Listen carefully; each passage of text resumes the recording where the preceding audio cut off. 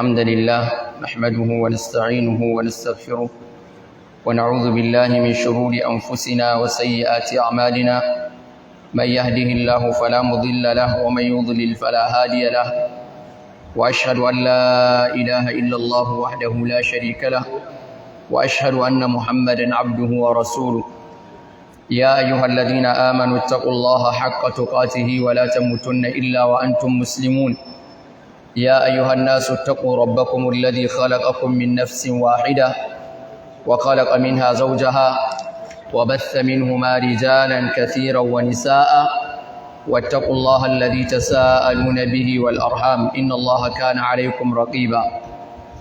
يا أيها الذين آمنوا اتقوا الله وقولوا قولا سديدا يصلح لكم أعمالكم ويغفر لكم ذنوبكم ومن يطع الله ورسوله فقد فاز فوزا عظيما أما بعد يو أسبر شابير قوة رمضان bayan hijirar manzon Allah sallallahu alaihi wa alihi wa sallam da shekara 1443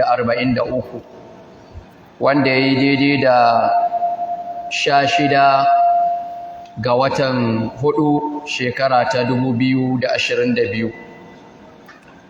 muna ci gaba da darasinmu na tafsirin alkur'ani mai girma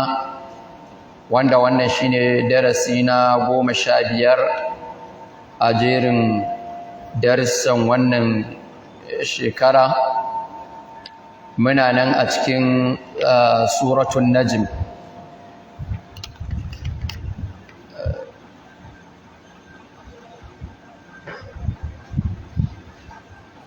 wannan yana tambaya cewa mahaifina ne yake yin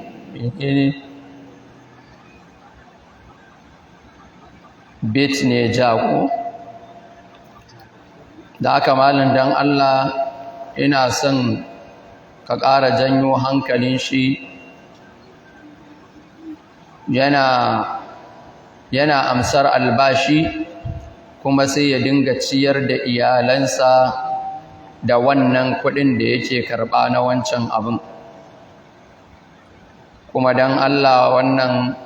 haram ne ko halal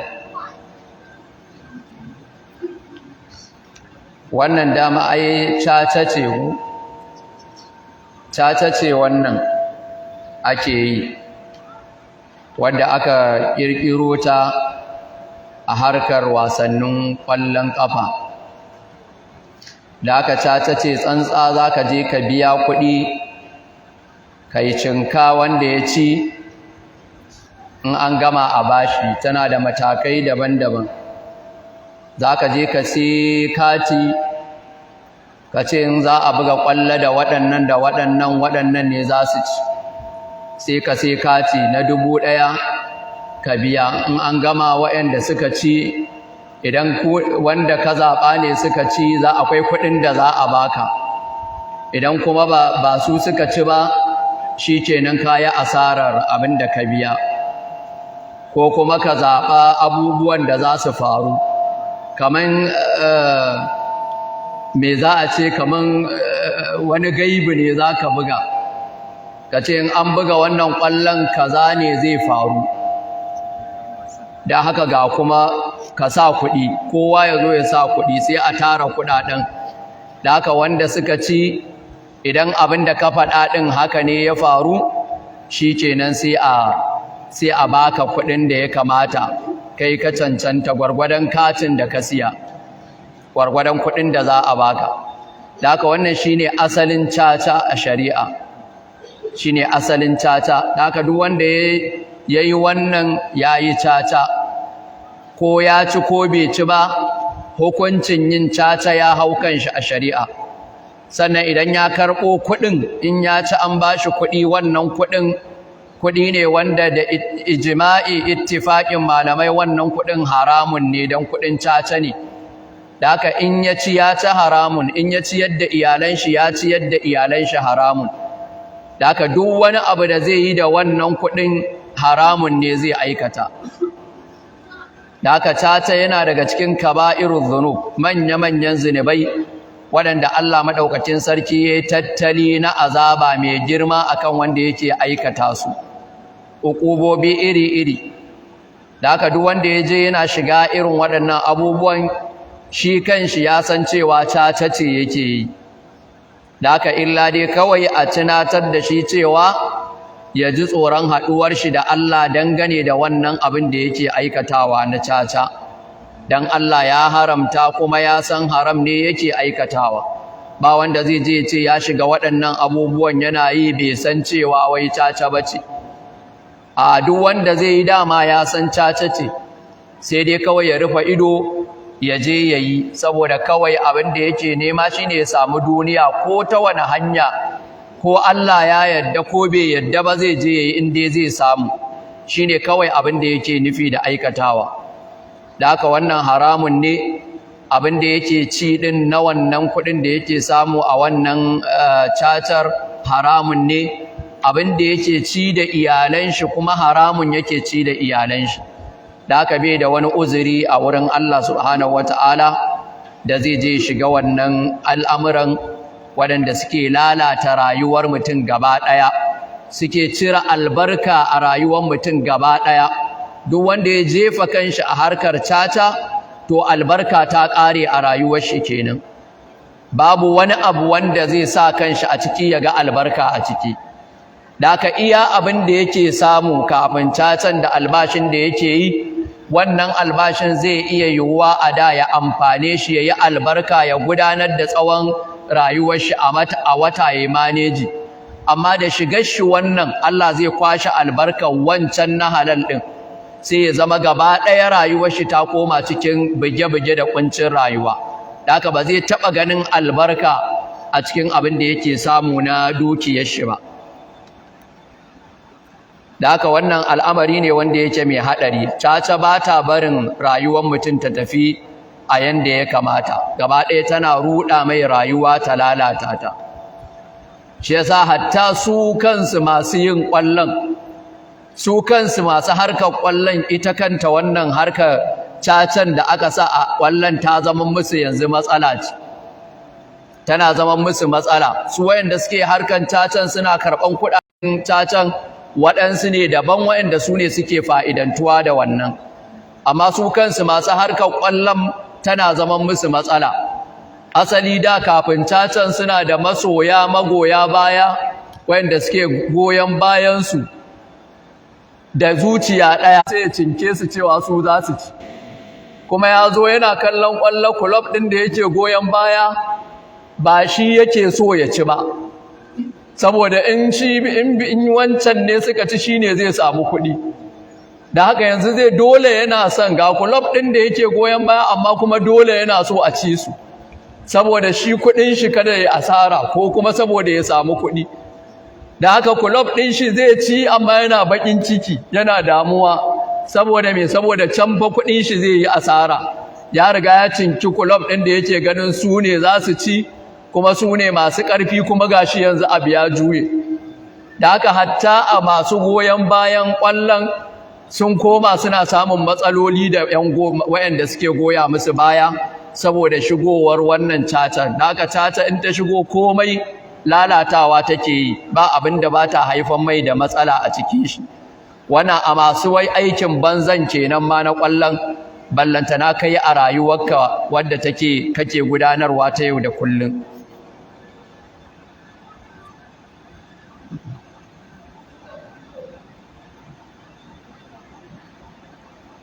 Ya ce tambaya ta biyu a yi min ƙarin bayani akan tada sallah iqama. Wasu suna yi biyu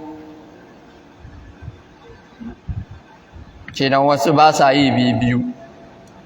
Abin da yake tabbaci a iqama shine ana yin lafuzza ne ko kalmomi guda 11 a iqama. Ana yin kabbara ta farko Allahu akbar guda 2, sannan ashhadu an la ilaha illallah shine na 3, ashhadu anna muhammadar rasulullah na 4, hayya alal sala 5 kenan, hayya alal fala 6, sai qad qamatis salatu qad qamatis sala guda biyu 7 8 kenan sai Allahu akbar guda biyu 10 kenan sai la ilaha illallah shine na 11 wayannan sune lafuzan iqama wayanda suke tabbatattu a hadisin Abdullah ibn Zaid al-Ansari wanda ya mafarki ya faɗa ma manzon Allah sallallahu alaihi wa alihi wa sallam manzon Allah ya tabbatar da shi haka kuma ya zo a hadisin Anas ibn Malik a Bukhari da Muslim wanda ya ce manzon Allah sallallahu alaihi wa alihi wa sallam ya umarci Bilal an yashfa al-adhan wa yutira al-iqama ya rinka yin adhan kiran sallah biyu maimaitawa biyu shi ita kuma iqama ayi witri ma'ana ayi ɗaya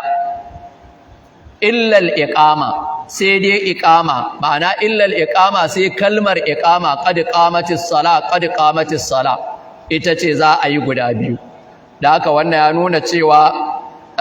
iqama ana yin ɗaya ne banda kabbara ta farko da kabbara ta ƙarshe banda kuma qad qamatis sala wannan duka ana yin su guda biyu wallahu alam darasin da ya wuce mun tsaya akan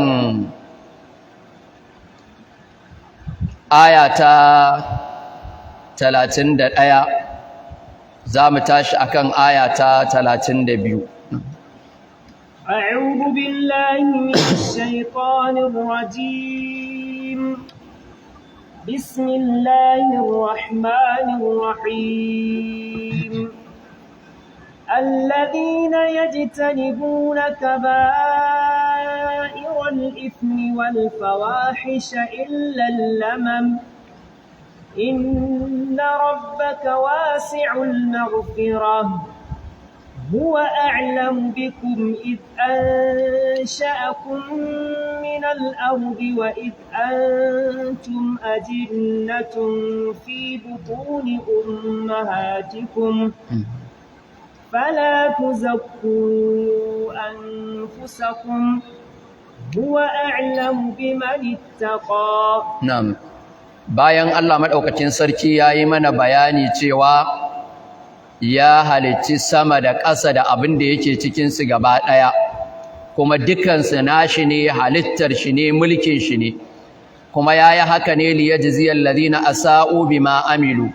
domin ya saka ma waɗanda suka yi munanan ayyuka da irin sakamakon aikin da suka aikata wa yajziyal ladina ahsanu bil husna kuma domin ya saka ma waɗanda suka yi ihsani suka kyautata da mafi kyan sakamako sai Allah ya shiga bayani su wane ne alladina ahsanu din kenan kamar mutum yana so ya ji su wane ne waɗanda Allah ya ce su ne alladina ahsanu waɗanda za a ba su mafi kyan sakamako sai Allah ya ce su alladina ahsanu din su ne alladina yajtanibuna kaba'iral ithmi wal fawahisha su ne waɗanda suke nisantar manya-manyan zinubai wal fawahisha kuma suke nisantar alfasha duk wani zinubi babba ba sa aikata shi suna nisantar shi duk wani abu wanda alfasha ne suna nisantar shi ba sa aikata shi to waɗannan su ne alladhina ahsanu ɗin su ne waɗanda suka kyautata a wurin aiki mana ba sa yin abubuwan da Allah ya haramta suna nisantar waɗannan abubuwa abinda ake nufi da al-kaba'ir kaba'irudh dhunub da kuma al-fawahish an kawo su biyun da haka waɗansu malamai suke bambanta cewa kaba'irul ism daban alfawahish kuma daban suka ce kaba'irul ism shine duk wani zinubi wanda Allah madaukakin sarki yayi gargadi da azaba ga wanda ya aikata shi wannan shine kaba'irul ism duk zinubin da Allah yayi gargadi cewa wanda ya aikata kaza za a yi mai azaba ko azaba iri kaza za ta same shi ko duk wanda ya aikata kaza Allah ya la'ance shi Allah ya tsine mai to wannan zunubin kaba'ir ne yana cikin kaba'irul dhunub alfawahish kuma suka ce su ne duk wani zunubi wanda yake da haddi a nan duniya wanda za a ce idan mutum ya aikata kaza za a yi mai haddi iri kaza, za a yanke mai hannu, za a yi mai bulala 40 ko za a yi mai bulala 100 ko za a jefe shi. Da haka duk wani zunubi wanda yake da haddi a nan duniya suka ce wannan shine alfawahish, kaman sata, kaman shan giya, kaman zina da makamantan waɗannan ayyukan duka suna cikin alfawahish, alfasha, domin dukansu Allah ya sanya musu haddi wanda idan mutum yayi akwai uquba da za a yi mai a nan duniya. Akwai kuma zunuban da ba su da uquba a nan duniya da aka ce za a yi, amma an tabbatar da cewa Allah ya tsine ma mai aikata kaza, ko manzon Allah ya la'anci mai aikata kaza, ko duk wanda yake da ka aikata kaza yana da uquba iri kaza ranar alkiyama a wuta, ko kuma Allah zai mai azaba iri kaza a cikin kabarin shi. To waɗannan suna cikin kaba'irul ism, suna cikin manya-manyan zinubai. Waɗanda kuma suke da haddi a nan duniya suna cikin alfawahish. Waɗansu kuma suka ce a'a, da kaba'irul ismi da kuma alfawahish duka ɗaya ne, duka ma'anarsu ɗaya. Kaba'irul ism ɗin su ne dai alfawahish, su ne alfasha, babu bambanci. Da haka abin da zai shafi kaba'ir shine abin da zai shafi alfawahish. Da haka ba bambanci a tsakaninsu. Wanda kuma suka bambance suka ba wancan ma'ana daban, suka ba wannan ma'ana daban. Abinda dai suke nufi gaba ɗaya suna nufin manya-manyan zinubai, manya-manyan laifuffuka banda ƙananan zinubai waɗanda ba su kai matsayin waɗannan ba. Akwai ƙananan laifuffuka da ƙananan zinubai waɗanda ba su kai girman waɗannan ba. Sai Allah ya ce illal lamam, su ne waɗanda suke nisantar manyan zinubai da alfasha, sai dai allamamu kawai. Ma'ana sai lamam. Me ake nufi da allamam? Anan malamai sun yi maganganu da yawa dangane da abin da ake nufi da allamam ɗin. Waɗansu suka ce allamam su ne zinubai waɗanda suke kaba'irin zunub ne, shi yasa aka yi istithna'in lamam daga cikinsu. Ma'ana ba sa aikata kaba'iral ismi da fawahish, sai dai lamam kawai a cikin kaba'irin ism ɗin da kuma fawahish. To menene ake nufi da lamam? Suka ce shine mutum ya aikata laifin, wani a shedan ya ja shi ya aikata laifin so ɗaya, sai ya tuba ya nemi gafara ya dawo ya bar laifin. Suka ce wannan shine ma'anar allamam. Ma'ana laifuka da suke cikin kaba'irin zunub ko kuma alfawahish, sai mutum ya zamiya ta same shi sai ya aikata wani daga ciki. Daga nan sai ya ji tsoron Allah, ya tuba, ya gane yayi kuskure, ya gane cewa ya fada cikin babban laifi, ya tuba zuwa ga Allah, ya nemi gafarar Allah, ya yanke daga aikata wannan laifin, ba zai sake aikatawa ba. Suka ce wannan shine ma'anar illal lamam. Da haka zunubi ne kabira daga cikin kaba'irin zunub, amma ya aikata, amma kuma ya tuba, kuma daga nan bai sake komawa zuwa ga aikata wannan zunubin ba. Shine annadamu ala ma fata wan niyatu alla ya'uda ila dhanbin fi ma baqiya alaihi min umrihi. Yayi nadama akan laifin kuma yayi niyyar ba zai sake aikata wannan laifin ba. Suka ce wannan shine ma'anar illal lamam. Ma'ana sai mutumin da ya dan yi lamamu, ya dan fada, ya aikata laifin, ya dawo, ya ja baya, ya tuba, ya koma zuwa ga Allah. Wannan shine abinda aka rawaito daga Abu Hurairah radiyallahu anhu da Mujahid da Al-Hasan Al-Basri, haka kuma aka rawaito daga Ata daga Abdullahi dan Abbas, riwayar Ata daga Abdullahi dan Abbas cewa wannan shine ma'anar allamam. Kenan allamam shi ma kabira ne daga cikin kaba'irul dhunub. Bambancin shi da sauran shine shi an yi shi ne wani na kuskure, mutum ya fada ciki sannan ya tuba, ya dawo, ya gyara wannan zunubin da ya aikata. Waɗansu kuma suka ce illal lamam, abinda ake nufi da lamam shine ƙananan zunubai, ba manyan zunubai ba. Kenan anan an ce kaba'irul ism, tunda aka ce akwai manya, kenan akwai ƙanana kenan. Akwai zunuban da su kuma ba su kai girman waɗannan ba, suka ce su ake nufi da illal lamam. Da haka idan mutum ya aikata, ya nisanci manya-manyan zunubai da kuma alfasha, idan ya aikata ƙananan zinubai lamam kenan yayi wani zinubi ƙarami ya tuba to wannan Allah ba zai fitar da shi daga cikin kasancewar alladhina ahsanu bil husna ba, har yanzu yana nan a cikin alladhina ahsanu, ba za a goge shi daga cikin alladhina ahsanu ba. da haka wannan kaulin shine kaulin aksarin sahabban manzon Allah sallallahu alaihi wa alihi wa sallam wanda suka fassara allamam din da cewa ana nufin ƙananan zinubai. Shine kuma riwaya ingantacciya da aka rawaito daga Abu Huraira da Abdullahi dan Abbas, Allah ya yarda da su gaba daya, da cewa allamam ana nufin ƙananan zinubai. Yayi daidai da fadin Allah madaukakin sarki, in tajtanibu kaba'ira ma tunhauna anhu nukaffir ankum sayyi'atikum wa nudkhilukum mudkhalan karima. Allah ya ce idan kuka nisanci manya-manyan zinuban da muka hana ku aikatawa, sai ya ce nukaffir ankum sayyi'atikum, to su ƙananan za mu rinka yafe muku ƙananan zinuban da kuke aikatawa. Kenan anan sai Allah ya ce kaba'ira ma tunhauna anhu, sai ya ce kuma as-sayyi'at. As-sayyi'at sune ƙananan zinubai wanda aksarin malamai suka fassara shi da shi, da haka suka ce shine ma'anar abin da ake nufi da allamam anan. Dan a can an ce kaba'ira ma tunhauna anhu nukaffir ankum sayyi'atikum, anan kuma aka ce alladhina yajtanibuna kaba'iral ithmi wal fawahisha, sai aka ce illal lamam, sai a fassara lamam din shine sayyi'atikum da yazo a waccan ayar ta suratul nisa.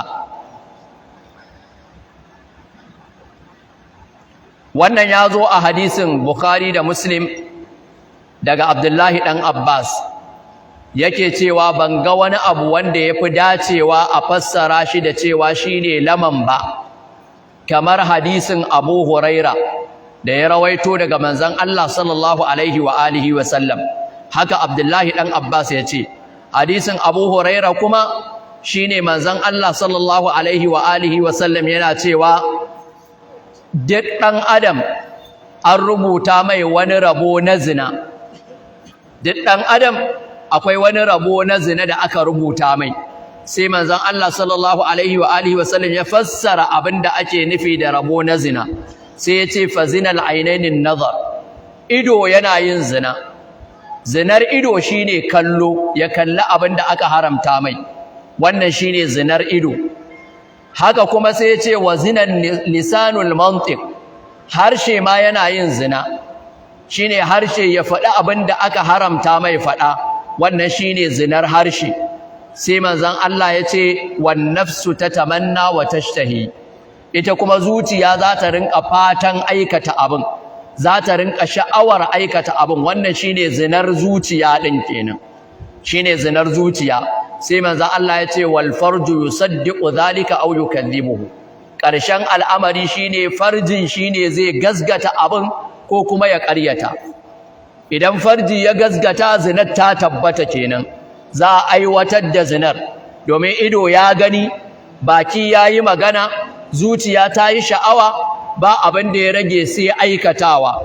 Da haka yanzu farji shine zai gazgata ko ya ƙaryata. Idan ya gazgata sai ya aikata, idan ya ƙaryata kuma sai ya ƙi aikatawa. Da haka in bai aikata ba kenan wannan abin da ido yayi, da abin da baki yayi, da abin da zuciya ta yi, duka sunan shi zina. Da haka Abdullahi dan Abbas ya ce wannan shine yafi cancanta a fassara allamamu da shi. Ganin da ido zai yi, da sha'awa da zuciya za ta yi, da kuma abin da harshe zai faɗa da bakin shi, to wannan shine allamam din. Shine alladhina yajtanibuna kaba'iral ithmi wal fawahisha illa allamam. Da haka wanda ya kalli abin da bai halatta ya kalla ba yayi lamam, wanda ya faɗi abin da bai kamata ya faɗa ba yayi lamam, wanda ya sha'awar abin da bai kamata ya yi sha'awa ba to yayi lamam. Sai ya zama alladhina yajtanibuna kaba'iral ithmi wal fawahish, wa'ancan manya-manyan laifuffukan kenan. Allaman kuma sune irin waɗannan ƙananan laifukan wanda ba su kai girman waɗancan ba. Ya zo a cikin Hilyatul Awliya na al-Imam Abu Nu'aym daga Abdullahi dan Abbas cewa Abdullahi dan Abbas din an tambaye shi ne me ake nufi da allamam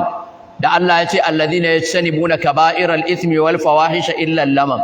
sai ya ce ba abin da ya kamata a fassara lamam da shi sai hadisin Abu Huraira sai ya kawo wannan hadisin ya tabbatar da cewa lamam din sune ƙananan laifuka wanda ba su kai girman aikata manya-manyan laifukan ba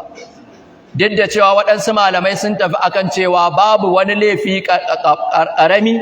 babu kuma wani laifi babba duka laifuka zunubi gaba ɗaya kaba'iral ismi ne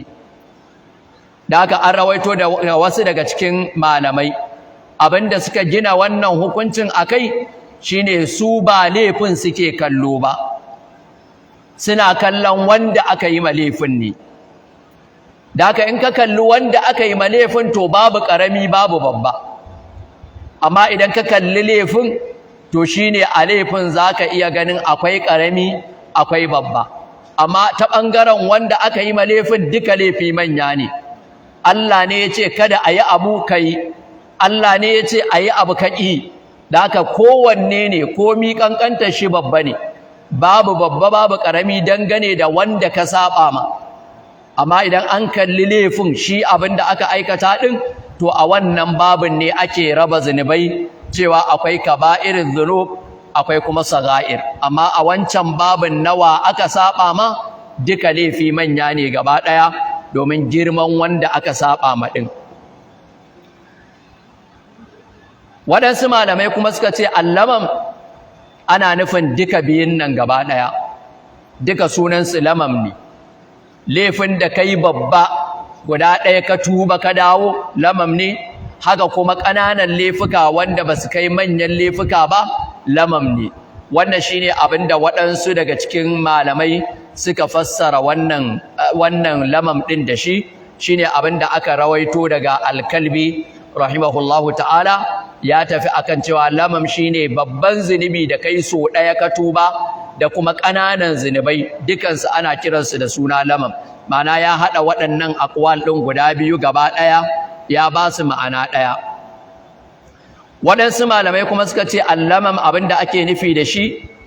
ana nufin laifin da aka yi a baya a jahiliya shine lamam ma'ana waɗanda ake magana da su yanzu ana magana ne da sahabban manzon Allah sallallahu alaihi wa alihi wa sallam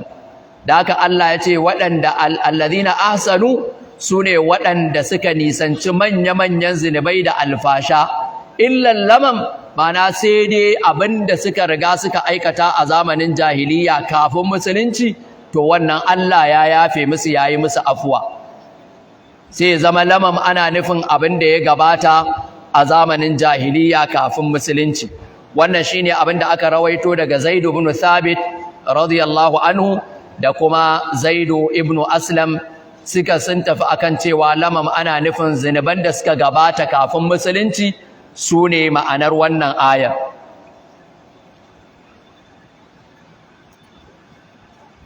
al-Imam Ibn al-Qayyim rahimahullahu ta'ala yana cewa abin da yake mafi inganci a fassarar lamam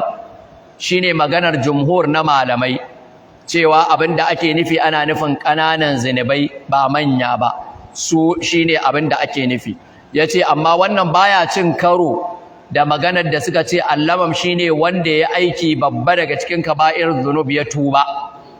me yasa yace saboda suna ganin zunubi baya zama kabira baya zama babba sai idan mutum ya dage akan shi yana maimaitawa to wannan shine yake zama kabira amma fadawa ɗaya da tuba suka ce wannan ba zai sa ya zama kabira ba da haka a wannan mahangar suka ce yana nan a matsayin saga'irul dhunub saboda ɗaya ne kawai mutum yayi ya tuba ya dawo zuwa ga Allah da haka ba za a hada shi da wayancan kaba'irul dhunub din ba wanda za a ce wane mashayin giya ne wane dan caca ne wane mazinaci ne wane mai cin riba ne wanda wannan ya zama mai aikin yi ya zama mai sifa da haka ya riga ya tabbata cewa wannan kaba'irul dhunub ne akan shi da haka suka ce babu cin karo tsakanin waɗannan maganganun guda biyu ko dai ya zama lamam ɗin ma'anar shi za ta iya ɗaukan babban zunubi da aka tuba ko kuma ya zama yana nufin ƙananan zunubi ko kuma ya zama a'a sun yi ijtihadi ne suka ɗauko wancan babban zunubin da aka yi so ɗaya suka hada shi da zunubin da yake ƙanana suka ba su ma'ana ɗaya. Ibn al-Qayyim yace duka babu cin karo a tsakanin waɗannan maganganun guda biyu. Shine Allah madaukakin sarki yace su masu ihsani sune waɗanda suke nisantar manya-manyan zinubai kuma suke nisantar alfasha illa lamam, sai dai fadawa ƙananan zinubai. Wannan ba zai sa a fitar da su daga kasancewarsu masu ihsani ba, duk da cewa aibu ne, laifi ne, zunubi ne, amma wannan ba zai wajabta musu a fitar da su daga jerin lissafin waɗanda suke masu ihsani a wurin Allah subhanahu wata'ala ba. Me yasa aka cire lamam ɗin? Allah ya kauda kai a kansu dangane da abin da suke aikatawa na lamam, sai Allah ya ce inna rabbaka wasi'ul maghfira, lallai ubangijinka mai yalwar gafara ne. Gafara Allah tana da faɗi, tana da yalwa, shi yasa idan ka kame daga manya-manya sai shi kuma ya kauda kai ya maka afuwa, ya maka rahama dangane da ƙanana-ƙanana. Amma idan ka ƙi kamewa daga manya kana aikata manyan, sai ya kama ka da manyan kuma ya kama ka da ƙananan gaba ɗaya. Amma idan ka kauda kai daga manyan sai ka shiga cikin waɗanda Allah maɗaukakin sarki yake cewa in tajtanibu kaba'ira ma tunhauna anhu nukaffir ankum sayyi'atikum. Da haka sai Allah ya yafe ma ƙananan ya kauda kai, kamar yadda ka lizimci nisantar manya-manyan ka kauda kai daga gare su. Inna rabbaka wasi'ul maghfira, sai Allah ya ce huwa a'lamu bikum, Allah shine yafi kowa sanin ku. Allah yafi kowa sanin, ba wanda ya kai Allah sanin halittu. Shi ya halicci halittun, kuma shi ya san menene suke gudana a rayuwarsu, sannan kuma ya san menene a cikin zukatansu. Da haka Allah shine yafi kowa sanin abin da kuke aikatawa. Id ansha'akum min al-ard, tun lokacin da ya samar da ku, ya halicce ku daga ƙasa, a lokacin da ba ku, ya ƙirƙiri halittar annabi Adam, ya halitta shi daga ƙasa, to ya fi kowa sanin ku sama da wanda ba shi ba. Wa id antum ajinnatun fi butuni ummahatikum, ma'ana wa huwa a'lamu bikum id antum ajinnatun fi butuni ummahatikum. Haka shi yafi kowa sanin ku a lokacin da kuke ƴan tayi a cikin mahaifar iyayenku. Ba wanda ya san ku kamar yanda ya san shi, ba wanda ya san ku kamar yanda shi ya san ku din. Shine wa id antum ajinnatun fi butuni ummahatikum, bal a lokacin ma ba wanda ya san ku. Kuna cikin mahaifa, ba wanda ya san ya kuke, ya rayuwar ku take, ya kuke samun abinci, ya kuke girma, ya kuke rayuwa, ba wanda ya sani sai Allah subhanahu wataala. Shi yafi kowa sanin ku a lokacin da kuke cikin mahaifar iyayenku. Da haka Allah madaukakin sarki yace fala tuzakku anfusakum, kada ku rinka tsarkake kawunanku, ku rinka nuna cewa ku kaza ne, ku na ƙwarai ne, ku masu ibada iri kaza ne, ku kumfuwa ne, wane bai kai ku ba, ku kuna kaza, kuna ibada iri kaza. Allah ce fala tuzakku anfusakum, kada ku rinka tsarkake kawunanku. Allah shine ya san ka tun kana maniyi, Allah ya san ka, ya san yadda ya halicce ka, ya san yadda rayuwarka take. Kana rayuwa bayan halittarka, yana kallon zuciyarka, yana ganin abin da yake ciki. Da haka ba kai ya kamata ka rinka tsarkake kanka ba. Wanda ake ma irin wannan tsaron da wannan kulawar, bai kamata shi ya fito yana tsarkake kanshi da kanshi ba. Da haka Allah ya ce fala tuzakku anfusakum, kada ku rinka tsarkake kawunanku, huwa a'lamu biman ittaqa, Allah shine yafi kowa sanin wanda yafi taqwa. Allah yafi sanin wanda yafi taqwa a cikin ku. Da haka ka zo ka ce kai mai kaza ne, kayi kaza, kana kaza, kana kaza, wannan ba shi yake nuna kai mai taqwa bane. Allah shine yafi sanin wanda yake mafi taqwa a cikin ku. Shi yasa a wani wurin Allah madaukakin sarki yake cewa, yake tabbatar da cewa inna akramakum indallahi atqakum, wanda yafi karamci a wurin ku, a wurin Allah shine wanda yafi ku taqwa.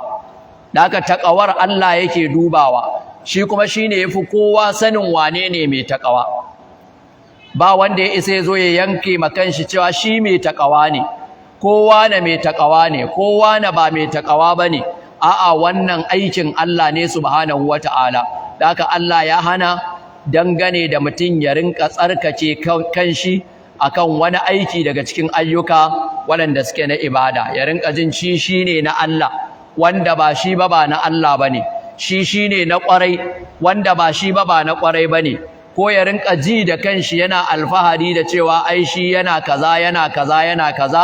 ko mutum ya fito yana bayani ai shi yayi kaza ya ba wani taimako, ya taimaka ma wani, ya taimaka ma wani, yana so ya nuna cewa shi mai tsarki ne, shi mai ayyukan alkhairi ne, shi na ƙwarai ne. Allah ya ce fala tuzakku anfusakum, kada ku rinka tsarkace kawunan ku, huwa a'lamu biman ittaqa, shine yafi kowa sanin waɗanda suke mafiya taqwa a cikin ku daga waɗanda suke ba su da taqwa. A wani wurin Allah madaukakin sarki ya zargi waɗanda suke tsarkace kawunan su. Allah ya ce alam tara ilal ladina yuzakkuna anfusahum balillahu yuzakki man yasha'u wa la yuzlamuna fatila. Allah ya ce baka ga mutanen da suke tsarkake kawunan su ba, sai aka kawo wannan a siyakin magana akan munafikai. Ja sifa ce daga cikin sifofi na munafunci, mutum ya rinka tsarkake kanshi cewa yana cewa shine wane, shine kaza, shine kaza. Allah ya ce baka ga waɗannan da suke tsarkake kawunan su ba. Allah ya ce balillahu yuzakki man yasha. Allah shine yake tsarkake wanda ya ga dama. Allah ne in yace kai na ƙwarai ne shikenan ta tabbata, in yace kai na banza ne ta tabbata. Balillahu yuzakki man yasha. Allah ne yake tsarkake wanda ya ga dama daga cikin bayin shi. Da haka ba kai ne zaka zo ka tsarkake kanka ba, ka nuna kai ne wani, kai ne mai kaza, kai ne mai kaza, kana kaza kana kaza kana kaza daga cikin ayyuka na alkhairi ko na ibada. Da haka Allah ya zargi masu aikata irin wannan aikin da cewa su sani wala yuzlamuna fatila, ai ba za a zalunce su da komai ba, ba sai ka fito ka faɗa ba, Allah yana rubutawa, Allah ya san me kai, da haka zai baka sakamakon abin da ka aikata. Ba sai ka fito kana yaɗawa ba cewa kai mai kaza ne, kai mai kaza ne, kai mai kaza ne, kai na ƙwarai ne, wane ne wanda yake ba na ƙwarai ba. Da haka wannan ba aikin ka bane, ka bar ma mai aikin ya rinka aikata wani aikin, yayi aikin da kanshi. Shi yasa yana daga cikin munanan ɗabi'u mutum ya zama mai yaban kanshi. Shi yasa Hausawa suke cewa yaban kai jahilci, alama ce ta jahilci. Mutum ya zama kullum ƙoƙarin shi ya fito da kanshi, ya nuna shi yana da kaza, shi yayi kaza, ya rinka nuna shi wani ne a cikin mutane. An tambayi wani mai hikima cewa menene gaskiya mummuna? Akwai gaskiya wadda take mummunar gaskiya? Aka ce menene mummunar gaskiya? Sai ya ce mummunar gaskiya shine sana'ul mar'i ala nafsihi, mutum ya yabi kanshi da kanshi, ita ce mummunar gaskiya. Gaskiya ne abin da yake faɗan haka ne, shi ɗin haka ne, abin da yake cewa yayin yayi, gaskiya ya faɗa ko ba gaskiya ba ce? Gaskiya ce. Abin da ya ce yayin yayi, abin da ya ce yana da shi ɗin yana da shi ɗin, amma kuma mummunar gaskiya ce. In kana neman mummunar gaskiya shine mutum ya zo ya yabi kanshi da kanshi.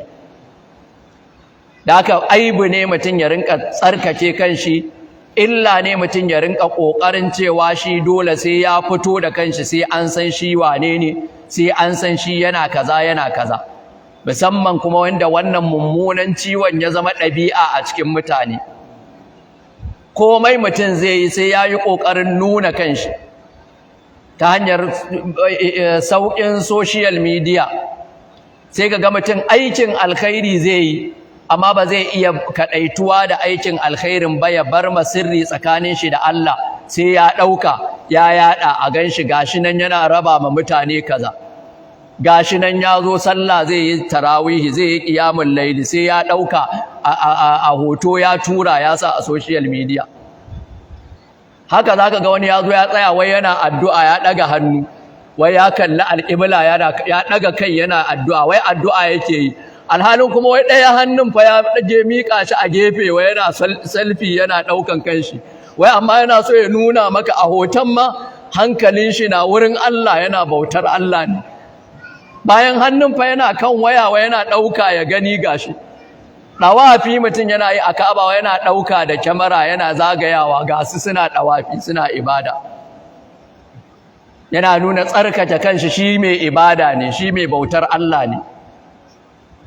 wannan shine mafi munin ɗabi'a da mutum zai sifanti da ita a ce abinda za ka yi ma Allah ma sai ka nuna ma duniya sai ka yi goranta ma Allah abinda za ka yi na ibada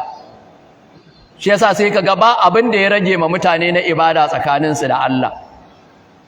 duk abinda zai yi sai ya yi don riya don ya yaɗa ma mutane don a gani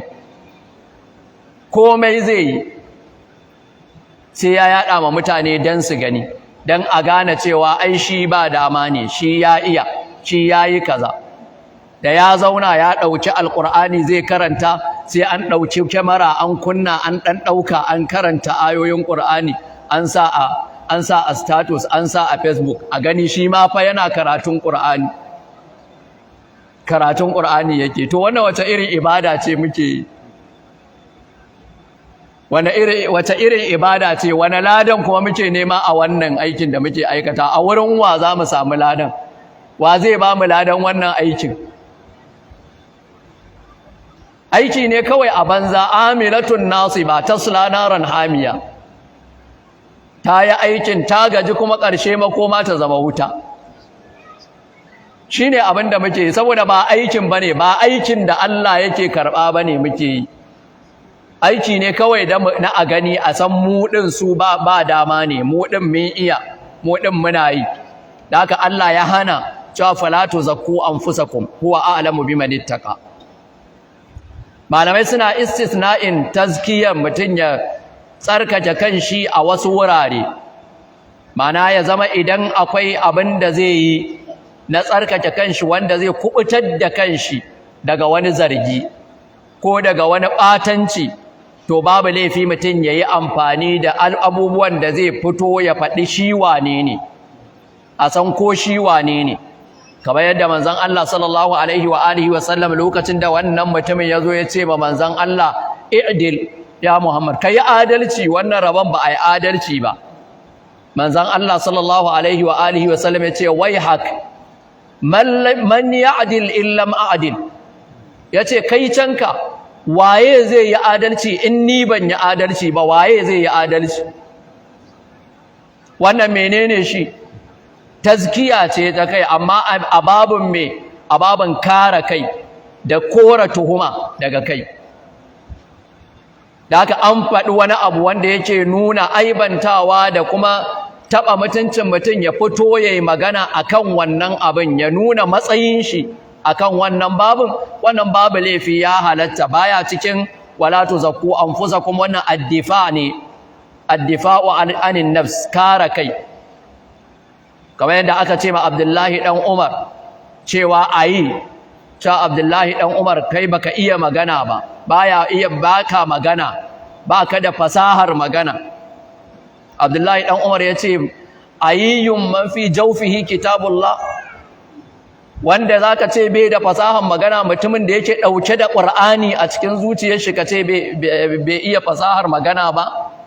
anan Abdullahi dan Umar me yayi tsarkake kanshi cewa ya haddace alqur'ani mahaddacin alqur'ani ne amma ya kore tuhuma ne ya kore zargi to wannan baya shiga cikin tazkiyatun nafs da Allah madaukakin sarki ya hada ko kuma in ya shiga ciki din to yana daga cikin abin da aka yi istisna'i cewa mutum zai iya kare kanshi ya nuna matsayin shi a wani babi daga cikin babuka kamar yadda ya faru a kissar Uthman ibn Affan radiyallahu anhu lokacin da wayannan ƴan ta'addan suka zo suka mamaye gidan shi suka hana shi fita daga gida kafin a kashe shi yake cewa kuna shaida za ku shaida cewa manzon Allah sallallahu alaihi wa alihi wa sallam ya ce wanda ya sai bi'ru Roma ya tona bi'ru Roma ya samar da al'ummar musulmi ruwa Allah ya bashi aljanna kuma na siya da kuɗi na samar da ruwan kuma abin ya tabbata suka ce mun shaida za ku shaida manzon Allah ya ce wanda ya bada guziri ga jaishul usra wayanda suka tafi yakin tabuka yana da aljanna kuma ni nayi yana faɗa musu manaqib da matsayin shi a wurin manzon Allah sallallahu alaihi wa alihi wa sallam saboda kora tuhuma da zargi da suke jefawa akan Uthman ibn Affan. Da haka wannan ba babin tazkiyatun nafs bane da Allah madaukakin sarki ya hana, babi ne na kora tuhuma da kuma kawar da zargi akan mutum. Da haka malamai sun ce wannan babin mutum zai iya fitowa yayi wannan bayanin.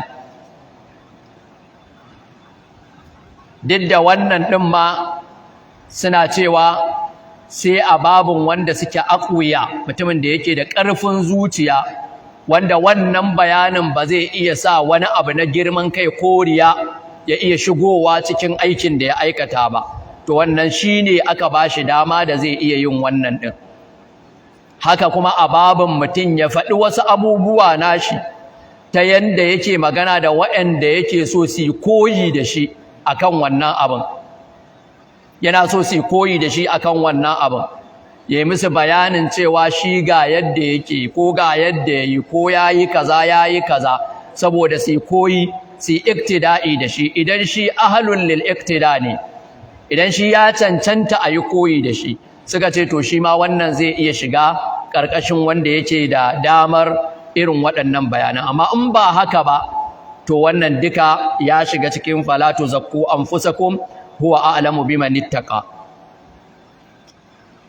Shi yasa manzon Allah sallallahu alaihi wa alihi wa sallam yake kora duk wani abu wanda yake da alaka da tsarkake kai ga mutum, hatta a sunaye. Idan aka sama mutum suna wanda sunan yana nuni akan tsarkake kai da kuma yaban kai a cikin sunan, manzon Allah sallallahu alaihi wa alihi wa sallam canza sunan yake, sai ya canza ma mutum suna, kamar yadda yazo a hadisin da Imam Muslim ya rawaito, hadisin Muhammad ibn Amr rahimahullahu ta'ala, yake cewa na sa ma ƴata suna Barra. Albarra shine daga albirru kenan, mai da'a, mai biyayya ga Allah subhanahu wa ta'ala, ko kuma kubutatta daga duk wani aibu daga naƙasa. Na sa mata wannan sunan, aka sa mata Barra. Yace da nazo sai na faɗa ma Ummu Salama radiyallahu anha, ko kuma na faɗa ma Zainab bintu Abi Salama, na faɗa ma Zainab bintu Abi Salama cewa an yi min haihuwa ga sunan ƴata. Sai Zainab bintu Abi Salama take cewa manzon Allah sallallahu alaihi wa alihi wa sallam ya hana a rinka sa wannan sunan. Tace ni ma lokacin da aka haife ni babana haka ya sa min Barra. Da aka zo wurin manzon Allah sallallahu alaihi wa alihi wa sallam, sai manzon Allah ya ce fala tuzakku anfusakum inna Allaha a'lamu bi ahli albirri minkum. Allah ne yafi sanin su wane ne masu da'a da biyayya a cikin ku, da haka kada ku rinka tsarkake kanku. Sai muka ce ya Rasulullah, to me za mu sa mata? Sai manzon Allah ya ce ku sa mata Zainab. Sai aka sa mata Zainab, ita ce wannan Zainab bintu Abi Salama din. Da haka manzon Allah suna ma wanda akwai tsarkake kai a ciki yana kore ma mutum wannan sunan dan kada ya fada cikin fala tuzakku anfusakum huwa a'lamu biman ittaqa. Haka kuma hadisi ya zo, hadisin Abu Bakar radiyallahu an a cikin Bukhari da Muslim, yake cewa ana zaune a wurin manzon Allah sallallahu alaihi wa alihi wa sallam, sai wani mutum ya tashi yana yaban wani mutum, yana faɗan ka ai wani babu irin shi, wani akwai kaza, wani akwai kaza, yana faɗan ayyukan shi da irin matsayin shi da falalar shi. Sai manzon Allah sallallahu alaihi wa alihi wa sallam ya ce wailak qata'ta unqa sahibak. Manzon Allah ya ce kai canka, ka kashe shi. Shine ma'anar qata'ta unqa sahibak, ma'ana ka sare mai wuya, ya mutu kenan, saboda wannan yaban da ka zo kana yi mai a gaban shi. Manzo Allah ya ce idan dai mutum zai yabi wani la mahala dole ta kama sai ka yabe shi dole, ba za ka iya yin shiru ka ban magana ba a gaban shi, to ka ce wane ina zaton shi kaza ne, ina kyautata mai zaton mutumin kirki ne, haka nake zaton shi, ba na yi ma Allah shishigi,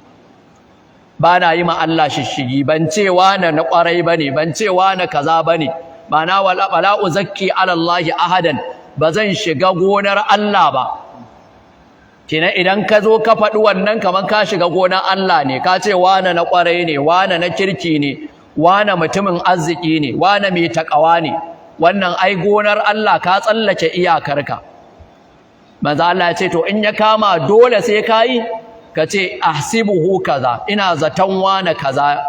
ina zaton wane na ƙwarai ne, ina kyautata ma wane zaton mutumin kirki ne, don haka ba zan shiga iyakar Allah ba, na tsaya a iyanan. Manzo Allah ya ce to in ya kama dole sai ka yi yaban, to shine abin da zaka faɗa. Amma mutum ya zo ya zauna ya dinga yaban mutum a gaban shi, wannan shine kisa, ya kashe shi kenan. Shi yasa ya zo a wani hadisin manzon Allah sallallahu alaihi wa alihi wa sallam yace duk wanda ya yabi dan uwan shi a gaban shi yazo yana ta faɗan irin wannan abubuwan yaban, faqad dhabahu bighairi sikki, ya yanka shi ba da wuƙa ba, yayi mai yanka amma ba da wuƙa ba. Haka ba a zuwa gaban mutum a dinga yaban shi, ana faɗan ai shine kaza, shine mai kaza, a zo ai ta yaban mutum, ai shine malami kaza, mai ilimi iri kaza, ya ƙware a kaza, ya san kaza, ai ta yaban shi, ana girmama mai, ana sa mai girman kai, ana sa mai jiji da kai. Da haka wannan yana cikin wala zakku anfusakum. Shi yasa anan Allah cewa yi wala zakku anfusakum, kada ku rinka tsarkake kawunanku. Fakhruddin Razi yace abinda yasa aka ce anfusakum anan ba ce wala tuzakki nafsaka ba, kada ka rinka tsarkake kanka, saboda har yaban juna da juna ma ya shigo ciki. Kada wani yazo yana tsarkake wani, kada wancan ya tsarkake wancan, wancan ya tsarkake wannan, kaman yanda kuma ba a yadda kai kanka da kanka ka tsarkake kanka ba. Da haka sai ya zama falatu zakku anfusakum ta shafi kowane bangare gaba daya. Kai ba za ka tsarkake kanka da kanka ba, sannan kuma kai ma wani ba zai zo ya tsarkake ka ba, ya shiga gonar Allah subhanahu wataala ya ce zai tsarkake ka, ballantana har ya kai ka matsayin cewa kai kawai ma kai tsaye dan aljanna ne, ba ma dan aljannan ba, kai kawai ma kai za ka sa shi ma a aljanna. Ƙarshen wuce gona da iri kenan da shiga haƙƙin Allah subhanahu wataala. Da haka Allah madaukakin sarki yace wala tuzakku anfusakum, anan manzon Allah sallallahu alaihi wa alihi wa sallam yace in dai dole sai mutun yayi, to ya tsaya a iya abin da yake na zato, ya faɗi zato yake yi, tunani yake yi, kyautata mawa na zato yake yi.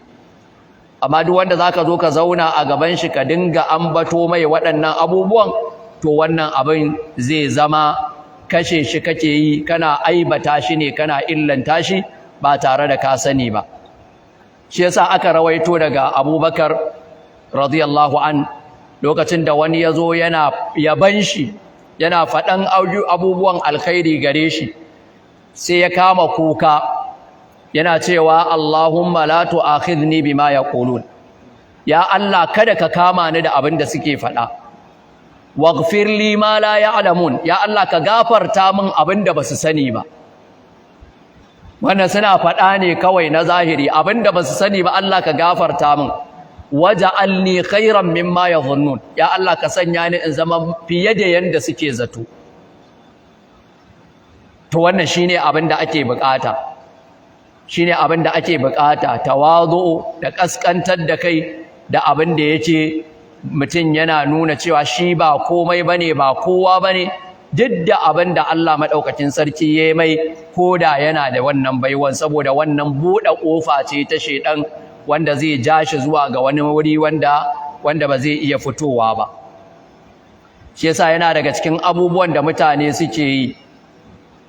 na irin wannan, sai an karanta ma mutum, an gama yaban shi, an kawo, sannan ya kawo shi ma Allahumma la tu'akhidhni bima yaqulun waghfir li ma la ya'lamun, alhalin fa shine ya bada abin.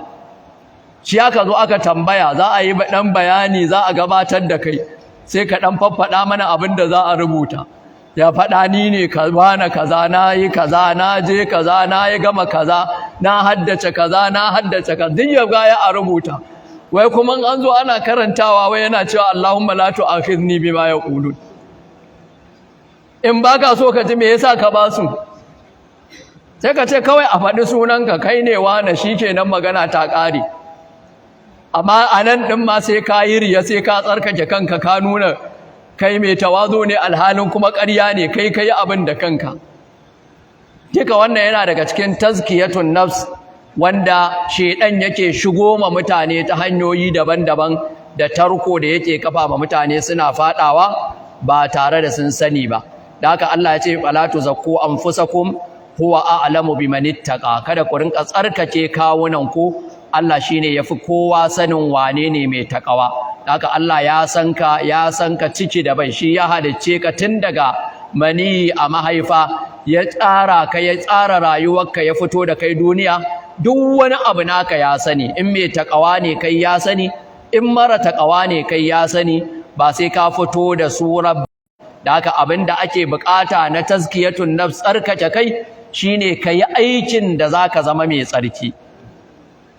Aikin da zaka zama mai tsarki, ba wai kai ka fito ka nuna cewa kai mai tsarkin bane. Shine tazkiyatun nafs wanda ake bukata. Ayyukan masu takawa akwai kuma wanda yake yin ayyuka na wanda ba na masu takawa bane. Akwai wanda yake yin aiki dan ya tsarkake kanshi, akwai kuma wanda baya aiki dan ya tsarkake kanshi, magana kawai yake kokarin yi dan ya tsarkake kanshi.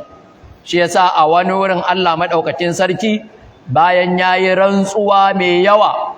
Allah yayi rantsuwa har guda 11, sai Allah ya ce qad aflaha man zakkaha. Aflaha man zakkaha, duk wanda ya tsarkake ran shi, ya tsarkake zuciyar shi, to wannan ya rabauta. Wanda irin tsarkacewa ake magana anan? Ana magana tsarkacewa da aiki. Ka nemi ayyukan da bawa yake yi Allah ya sa shi cikin tsarkakakku ka aikata. Wayanne ayyuka ne, waɗanne maganganu ne, wanne ƙuduri ne zaka sa a zuciyarka Allah ya tsarkake ma zuciyar. Wannan shine abin da ake nema. Qad aflaha man tazakka ko qad aflaha man zakkaha. Duka wannan yana nuna cewa wanda ya tsarkake kanshi da ayyuka na ƙwarai, da bautar Allah, da zikirin Allah, da karatun Alƙur'ani, da duk ayyukan da Allah yake so, to wannan ya samu babban rabo. Wanda kuma yake tsarkake ran shi da baki kawai, to wannan ya taɓe, ya faɗa cikin asara, wanda kuma Allah maɗaukakin sarki zai kama shi akan wannan aikin da ya aikata. Muna fata Allah maɗaukakin sarki ya kare mu daga wannan musiba ta tsarkake kawuna, kuma ya tsarkake zukatanmu daga duk wasu miyagun ayyuka da laifuka waɗanda Allah baya so, bai yarda da su ba. Ya sanya imani da kuma tausayi da rahama a cikin zukatanmu, ya sanya mana san musulunci da aiki da shi, ya kuma sanya mu daga cikin masu sauraron magana da yin aiki da mafi kyanta. Wallahu a'lam, wa sallallahu wa sallam wa baraka ala nabiyyina Muhammadin wa ala alihi wa sahbihi ajma'in. Allahumma salli ala Muhammadin wa ala ali Muhammad كما صليت على إبراهيم وعلى آل إبراهيم وبارك على محمد وعلى آل محمد كما باركت على إبراهيم وعلى آل إبراهيم في العالمين إنك حميد مجيد. اللهم علمنا ما ينفعنا وانفعنا بما علمتنا وزدنا علما. اللهم أمنا وأمن بلادنا وسائر بلاد المسلمين. اللهم جنبنا الفتن والفواحش ما ظهر منها وما بطن. اللهم جنبنا الفتن والفواحش ما ظهر منها وما بطن. اللهم جنبنا الفتن والفواحش ما ظهر منها وما بطن برحمتك يا أرحم الراحمين.